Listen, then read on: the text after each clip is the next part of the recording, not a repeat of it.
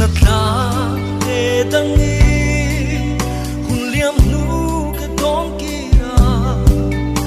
ayang itza sak mel tra ngil som I hange ton thar dinen chuan lim te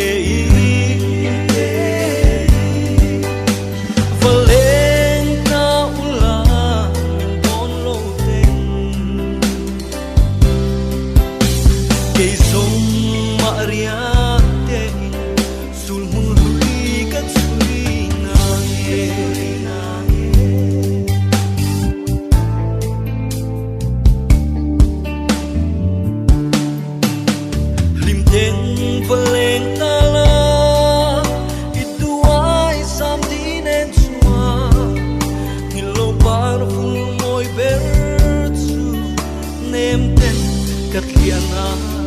se ton thar dinen chuan rim te valen na ula don lo ten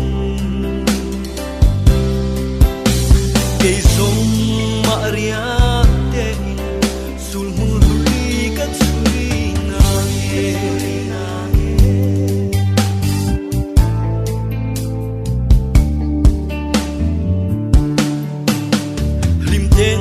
valen ta